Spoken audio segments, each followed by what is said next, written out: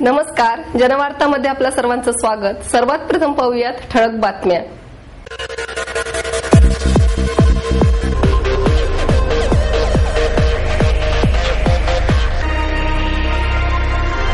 राज्यघटना ही भारतीयांना जगण्याचे बळ देत असल्यामुळे आपली राज्यघटना हा सर्वश्रेष्ठ धर्मग्रंथ आहे, ज्येष्ठ दिग्दर्शक डॉक्टर जब्बार पटेल यांचं प्रतिपादन। शिक्षण क्षेत्रातील विविध मागण्यांसाठी देशभर शिक्षण हक्क सत्याग्रह करण्यात येणार, समाजवादी नेते भाई वैद्य यांची माहिती। पुष्करणी संस्थेतर्फे पुष्परचनेचे उद्घाटन लँडस्केप तज्ज्ञ शोभा भोपटकर यांच्या हस्ते संपन्न। डॉक्टर श्याम टिळक लिखित वायू जीवशास्त्र ते जैविक अंतराळ विज्ञान या पुस्तकाचे प्रकाशन ज्येष्ठ शास्त्रज्ञ विजय भटकर यांच्या हस्ते संपन्न। न्यू इंग्लिश स्कूल रमणबाग येथे आगळ्या वेगळ्या प्राचीन दिव्यांनी सजलेल्या प्रदर्शनाचे आयोजन। इंडो जपान असोसिएशन तर्फे बालगंधर्व रंगमंदिरात जपानी संस्कृतीची ओळख दाखविणाऱ्या जपानी बाहुल्यांचं प्रदर्शन। आणि नरेंद्र टोळे यांच्या छंदातून साकारलेले दुर्मिळ नाणी आणि नोटांचे पहिलेच संग्रहालय पुणेकरांच्या भेटीला येणार। राज्यघटना ही भारतीयांना जगण्याचे बळ देत असल्यामुळे आपली राज्यघटना हा सर्वश्रेष्ठ धर्मग्रंथ आहे, असे प्रतिपादन ज्येष्ठ दिग्दर्शक जब्बार पटेल यांनी केलं।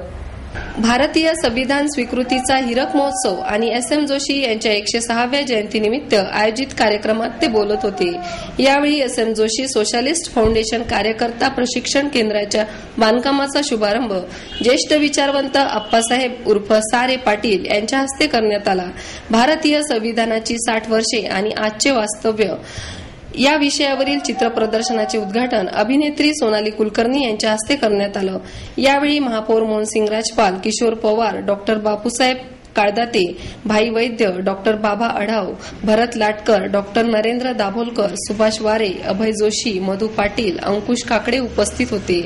मानवी हक्क आणि मानवता याचा सर्वश्रेष्ठ उल्लेख भारतीय राज्यघटनेत आहे, असे उद्गार इंग्लंडचे मुख्य न्यायमूर्ती यांनी एका कार्यक्रमात काढले होते, असे सांगून जब्बार पटेल म्हणाले, हे गौरव उद्गार खरे आहेत। एस.एम. जोशी यांच्याकडे पाहून आपणाला आणि अनेकांना समाजवाद म्हणजे काय हे शिकायला मिळाले, असे त्यांनी सांगितले। हल्लीचे राजकारण म्हणजे कोळशाच्या खाणीत काम करणाऱ्या माणसासारखे आहे। कोणताही माणूस पांढरे कपडे घालून राजकारणात आल्यास 5 वर्षे संपता त्याचे कापडे काळे होतातच, असे सांगत डॉक्टर पटेल यांनी सध्याच्या चाललेल्या राजकीय भ्रष्टाचाराबाबत अप्रत्यक्षपणे टीका केली। सोनाली म्हणाली, माझ्या पिढीला एस.एम. जोशी यांच्यासारख्या माणसाचे सानिध्य लाभले नाही। माझी पिढी उशिरा जन्माला आली याची खंत मला वाटते, मात्र आजही दिशा दाखविणारी माणसे आहेत हे आज इथे पाहिल्यावर लक्षात येते आणि त्यांच्या दिशादर्शनातूनच आम्ही मार्ग काढू।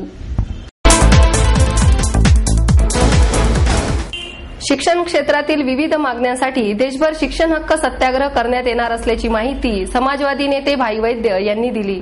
राष्ट्रीय अध्यक्ष अखिल भारतीय समाजवादी अध्यापक सभा यांच्या वतीने शिक्षण क्षेत्रातील विविध मागण्यांसाठी 28 नोव्हेंबर ते 6 डिसेंबर 2010 या दरम्यान देशभर शिक्षण हक्क सत्याग्रह करण्यात येणार आहे, अशी माहिती अखिल भारतीय समाजवादी सभेचे अध्यक्ष भाई वैद्य यांनी पत्रकार परिषदेत दिली। यावेळी कार्याध्यक्ष श्री जयवंतराव ठाकरे, बापूराव मुळीक, मधुकरराव निरफराळे, महासचिव प्राध्यापक विशाखा खैरे आदी मान्यवर उपस्थित होते।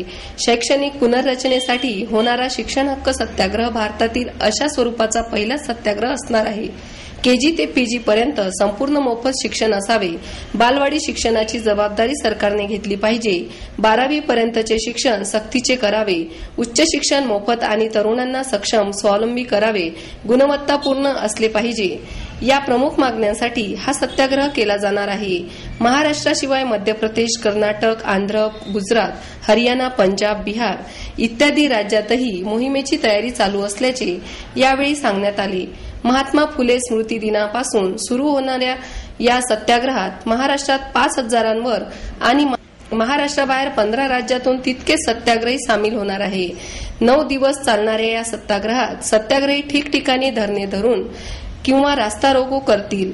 या सत्याग्रहात forum for right to education Samajwadi Janparishad, Chhatra Bharati सामील होणार आहेत. त्याशिवाय शिक्षण आणि मुख्याध्यापक संघटनाही यामध्ये सहभागी होणार आहे.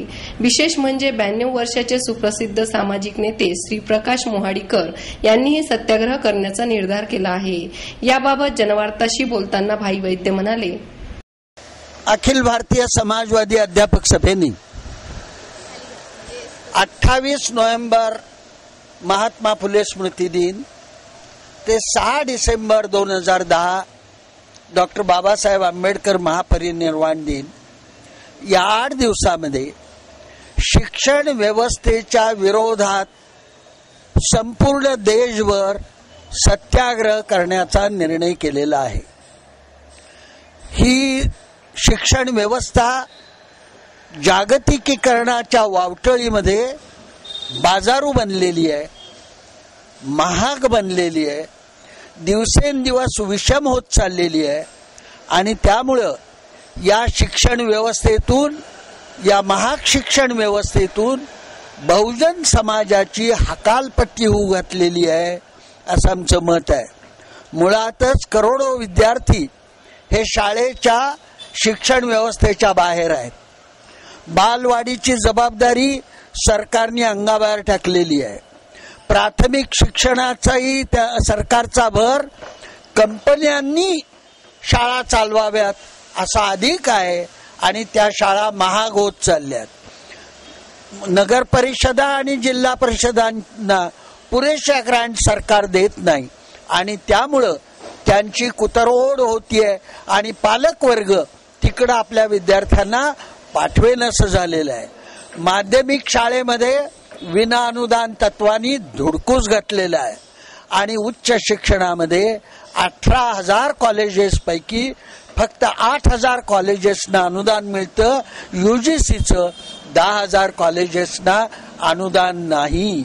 इतकंच नाही तर विदेशी विद्यापीठ विधेयक आलेलं आहे आणि विदेशी कंपन्यांनी इथं विद्यापीठं खोलावीत आणि वाटेल तेवढा नफा कमवावा अशा तऱ्हेची भूमिका सरकारने घेतली आहे. शिक्षण व्यवस्थेतून बाहेर पडायचा सरकारने चंग बांधलेला आहे आणि याचे अत्यंत घातक परिणाम शिक्षणावर आणि त्यामुळे समाजावर होणार आहेत. महागाईमुळं किंवा महाग शिक्षणामुळं बहुजन समाज शिक्षण व्यवस्थेतून बाहेर पडेल आणि विशेषतः ज्या पद्धतीने सरकार बाहेर पडतंय त्यामुळं या सबंध शिक्षण व्यवस्थेचं कंपनीकरण होऊन बाजारू शिक्षण व्यवस्था बनणार आहे. हे 2 घातक परिणाम आहेत. पुष्करणी संस्थेतर्फे पुष्परचनेचे उद्घाटन लँडस्केप तज्ज्ञ शोभा भोपटकर यांच्या हस्ते करण्यात आले. यावेळी माहिती संस्थेच्या संध्या कानेगावकर आणि अर्चना वैद्य उपस्थित होत्या. या प्रदर्शनामध्ये ऑर्किड, शेवंती, जरबेरा इतर मनमोहक फुलांनी सजविलेल्या पुष्परचनेचा समावेश केला आहे.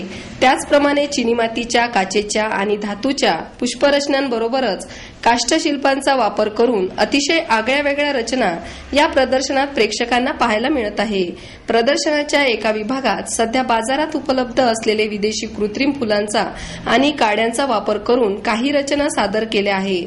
हे प्रदर्शन टिळक स्मारक मंदिर येथे असून 13 आणि 14 नोव्हेंबर रोजी सकाळी 10 ते रात्री 8 पर्यंतच खुले राहणार आहे. न्यू इंग्लिश स्कूल रमणबाग येथे आगळ्या वेगळ्या दिव्यांनी सजलेल्या प्रदर्शनाचं आयोजन करण्यात आलं. यावेळी MITचे प्रमुख विश्वनाथ कराड, शिवशाहीर बाबासाहेब पुरंदरे, राहुल सोलापूरकर, श्याम जोशी, निनाद बेडेकर उपस्थित होते. या प्रदर्शनात प्राचीन काळातील पेशवेकालीन त्याचबरोबर हिटलरच्या कारकिर्दीतील दिवे तसेच विविध देशातील जुने दिवे, कंदील यांचा समावेश आहे. या प्रदर्शनामध्ये अमेरिका, ऑस्ट्रिया, जर्मनी आदी विविध देशांतील दिवे पाहण्यास उपलब्ध आहेत. यात सायकलचे जुने दिवे, रेल्वेचे दिवे, बोटीवरचे दिवे, कंदील, मेणबत्ती दिवे आदी प्रकारचे दिवे पाहायला मिळत आहे. या प्रदर्शनातील सर्वात प्राचीन दिवा अंदाजे 1200 वर्षापूर्वीचा असून याला जोडदिवा असे म्हटले आहे. विशेषतः लंडन येथील रॉयल नेव्हीसाठी बनविलेला 1920 सालचा बोटीवरचा दिवा, दुधाच्या किटलीच्या प्रतिकृतीतील दिवा, चर्चमधील दिवे, अल्लाउद्दीनचा दिवा आदी दिवे या ठिकाणी आहे. हे प्रदर्शन 12 ते 14 नोव्हेंबर या कालावधीत पाहण्यासाठी मिळणार आहे. इंडो जपान असोसिएशन तर्फे बालगंधर्व कला दालनात जपानी बाहुल्यांचं प्रदर्शन भरविण्यात आलं आहे. जपानी संस्कृतीला 1000 वर्षाची परंपरा आहे. अनेक सण जपानमध्ये उत्साहात साजरे केले जातात. प्रदर्शनात मांडलेल्या बाहुल्यांतून जपानी संस्कृतीची ओळख होते. काही न बोलणाऱ्या या बाहुल्या चित्रातून बोलक्या झाल्या आहेत. जपानी संस्कृतीच्या खऱ्या अर्थाने त्या राजदूत आहेत, असे मत व्यंगचित्रकार SP फडणीस यांनी व्यक्त केले. यावेळी प्रमुख पाहुणे म्हणून जपानचे कॉन्सुलेट जनरल इदा, जपान फाउंडेशनचे तानबे तोमोनारी, श्रीमती शकुंतला फडणीस, इंडो जपान असोसिएशनचे प्रमुख रमेश दिवाकर उपस्थित होते. पुढे फडणीस म्हणाले, जपानला चित्रासंदर्भात मोठी आस्था आहे. या प्रदर्शनातून त्याची प्रचिती येत आहे. आपल्याकडे संगीत साहित्याला ज्याप्रमाणे महत्त्व मिळाले त्याप्रमाणे चित्रांना मिळाले नाही. मुलांच्या मनात डोकवायचे असेल तर त्यांची चित्रे पाहिली पाहिजे. त्यांचे मन डॉक्टरांना समजणार नाही, परंतु चित्रातून तुम्ही त्यांना समजू शकता. इदा यांनी आपल्या भाषणाची सुरुवात हिंदीतून केली. या प्रदर्शनातून जपानी संस्कृतीचा आनंद पुणेकरांना मिळेल. पुणेकर नेहमीप्रमाणे प्रदर्शनात चांगला प्रतिसाद देतील अशी अपेक्षा व्यक्त केली. नरेंद्र टोळे यांच्या छंदातून साकारलेले दुर्मिळ नाणी आणि नोटांचे पहिलेच संग्रहालय पुणेकरांच्या भेटीस येणार आहे. नरेंद्र टोळे यांनी शाळकरी वयापासून छंद म्हणून संग्रह केलेली नाणी आणि चलनांचे संग्रहालयात परिवर्तन झाले. या संग्रहालयामध्ये ठेवण्यात आलेल्या नाणी व नोटांमध्ये नाणी घडविण्यासाठीचा धातू, त्यावरील चिन्हे, आकृत्या, मजकूर, लिपी, भाषा, बिरुदे, शैली, वजन, घडविण्याची पद्धत, त्यावरील उठाव या सर्वांमधून त्या समाजाचे, राज्यकर्त्यांचे एक निश्चित चित्र साकार होणार आहे. विद्यार्थी आणि जिज्ञासूंसाठी टोळे यांचे हे संग्रहालय त्यामुळे संदर्भ मूल्य ठरेल. या संग्रहालयामध्ये 220 देशांची अधिकृत नाणी व चलने, प्रजासत्ताक भारताची प्रारंभीची नाणी, रिझर्व्ह बँक ऑफ इंडियाने 1947 नंतर चलनात आणलेली सर्व नाणी आणि नोटा, भारतातील सर्व फॅन्सी नंबरची चलने व चांदीची नाणी या ठिकाणी विनामूल्य पाहण्यासाठी खुले राहणार आहे. याशिवाय जगभरातील विविध प्रदेशांमध्ये विभिन्न कालखंडाच्या वा घटनेच्या स्मरणार्थ काढण्यात आलेल्या नाण्यांचाही समावेश आहे. एकूण 25,000 नाण्यांचा संग्रह टोळे यांनी गेल्या 40 वर्षाच्या अथक परिश्रमातून जमविला आहे. नरेंद्र टोळे यांनी परदेशात न जाता हा नाण्यांचा संग्रह केला आहे. हे विशेष. नाण्यांचा संग्रह करताना त्यांनी नाण्यांचा अभ्यास केला आहे. त्यामुळे नाणकशास्त्र शालेय विद्यार्थ्यांना शिकविले जात नाही याची खंत ते व्यक्त करतात. मी नरेंद्र टोळे यशलक्ष्मी न्यूमिस्मॅटिक म्युझियम जे तयार करत आहे त्याच्यासाठी ह्या सुरुवात आपण फॅन्सी नंबर पासून काय हरकत नाही. इथे 1 रुपयाच्या फॅन्सी नंबर्स आहेत, 2 रुपयाच्या फॅन्सी नंबर्स आहेत. सध्या 1 रुपया आणि 2 रुपयाच्या नोटा प्रिंटिंग म्हणजे छापणं बंद झालेलं आहे, परंतु त्याच्या नंबर असे आहेत 1 1 1 1 1 2 2 2 2 अशा 10 पर्यंत असतात. पुणे जिल्हा विधान परिषदेच्या आमदारपदी राष्ट्रवादी काँग्रेसचे नगरसेवक अनिल शिवाजीराव भोसले यांची बिनविरोध निवड झाली.